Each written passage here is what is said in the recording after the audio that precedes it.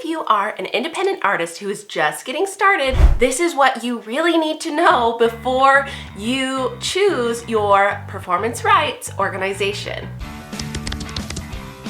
What's up, music meeples? My name is Kendra, and today we are talking about performance rights strategy because in the game of music marketing, strategy is everything. Let's get into it. This video was inspired by my friend Jules, who asked me to make a video all about PROs and explaining some of the ins and outs of it. If you have children, you should definitely check out Jules's music. They are an amazing children's performer, and I will link their channel below.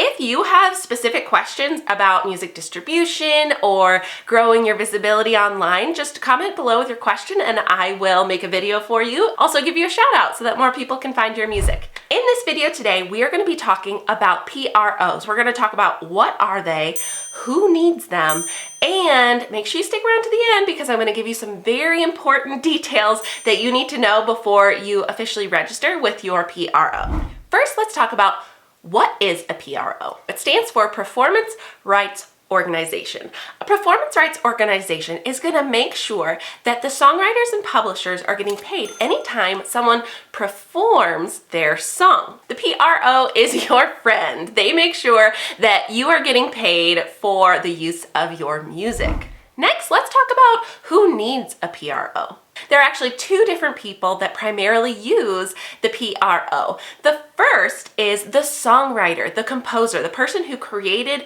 the original music.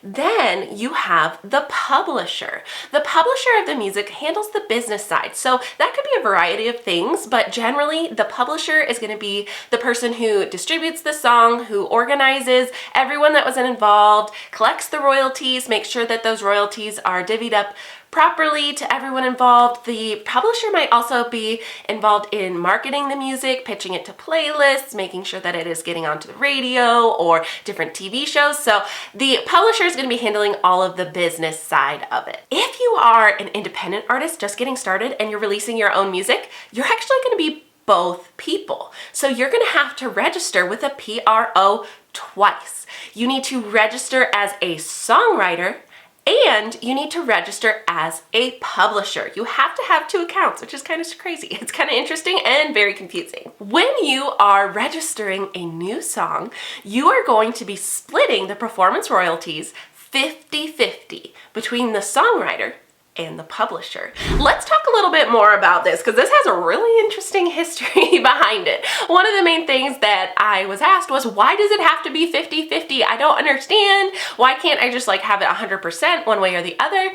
There's actually an interesting history here. So back in the day, decades and decades ago, songwriters would submit their music to publishers. They didn't have the ability to market and distribute the music on their own. Songwriters had to rely on a separate person, the music publisher, to distribute their song and to handle the business side of it. Here's where things went a little bit wrong.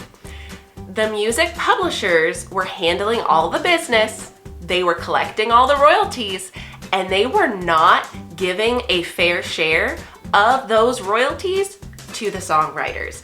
The music industry has a really strong history of people doing greedy bad things, unfortunately. Over time, after decades of exploitation, the music industry finally took a stand and they decided it has to be 50-50. So there are going to be some instances where you see a little bit of variation in that, but as a rule, 50% of the performance royalties are going to go to the songwriter and 50% are going to go to the music publisher. So now let's talk about the other person that is a significant part of this process. That's going to be the business that is actually playing the song. The performances could look a lot of different ways. First, you could have your song played on the radio. That counts as a performance. You could have your song distributed by TV networks. You could have your song performed at a live venue. You could have it as part of a concert, some sort of festival, a variety show. Anytime your song is performed either digitally or in person, the Performance Rights Organization is going to collect royalties. In order to do that, though, the business that is using the song has to get a license. let's talk a little bit about the licensing side of the music. So if you have created a song and someone else wants to use it, they do have to get a license. A specific example where I have experience with this is in the community theater. We would do variety shows every few years. And as we were putting together the show, first we would come up with a full song list, a set list of all the songs that were going to be performed in our show. Then we worked with ASCAP, so we needed to apply for what's called an ASCAP license. In that licensing process, we would provide the entire list of songs. We would also need to include some of the financial information. How many people do we think are going to be attending as an audience member? What are we charging them?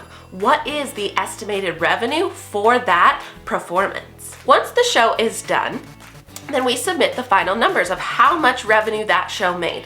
And a percentage of that revenue goes to ASCAP. From there, ASCAP takes a management fee, then they distribute the rest 50-50 to the songwriter and the publisher. And so if you are performing someone else's song, you can't just perform it and if you're selling tickets, assume it's going to be okay. If you are getting paid for a performance and you use someone else's song, you're going to need to get a license with a PRO so that the writer and publisher of that song can get paid. Now that we have a better understanding of what a PRO does and who uses it, let's get into the details of how do you actually pick your PRO. In other countries, there's just one. It's easy. But in the United States, there are 3 options. There's going to be ASCAP, BMI, and SESAC. Now, if you want to see a side-by-side comparison of all of these, I do have a free guide. You can just follow the link in the description below and you can actually see written out all of the comparisons. But let's talk about now some important things that you should be aware of. Overall, if you are a songwriter or music publisher, you definitely want to register. The good thing about PROs is they are helping make sure that artists are getting their proper share of the revenue when someone else is performing or playing their song. So I highly recommend that you do register with a PRO. But here's the thing that you need to be aware of. There are going to be fees associated with this, and it's often a very long-term commitment. So any of these organizations are going to take a management fee. They don't call it a commission on the rights. Instead, it's like a percentage fee. It's just a little intricacy of the wording, but you are going to be giving a portion of the revenue to the PRO. So it's important to be aware of that. Another important thing to be aware of when you sign up and register with a PRO is that you are committing to an exclusive agreement with that PRO. That means you cannot register with ASCAP and SESAC. You are committing to one. And it's very difficult to switch once you have committed. Now, obviously, you can switch. It's just a long process. You need to submit a formal request to get away from them. If you are unhappy with their services, you're kind of stuck unless you're ready to go through a very long, annoying process to switch PROs. So make sure you pick the right one for you the first time. Here's the other thing that is kind of frustrating about working with PROs. There's only so much as the artist that you can do. Your job is to register as the songwriter, register as the producer. Then from there, your task is to make sure that you register each of your songs. You are going to go through a somewhat timely process of entering in all of the details of every single one of your songs that you want to collect performance royalties from. Yes, it takes time, but in the end, it's worth it. Here's the thing that's really frustrating. Sometimes you need to rely on a different business to properly get the license so that you get paid. Let me talk about that a little bit more. If, for example, there is a sync license for your song, a TV streaming service or something wants to use your song, it is in their hands. They need to properly submit a form that says this is the song, this is where it's used, this is exactly the timestamp in this episode. And the songwriter can't submit that. It has to be submitted by the business that is performing the song. And so as a songwriter, it can be very frustrating if you are waiting on another business to report the performance so that you can get paid. You will get paid, but you have to make sure that the business registers the performance. So that's the basic structure of the PRO. The song is performed out in the world, and the PRO is going to make sure that 50% of those royalties go to the songwriter and 50% to the publisher. Let's take a look at the side-by-side comparison. Click the link below and you're gonna see exactly what the differences are between ASCAP, SESAC, and BMI.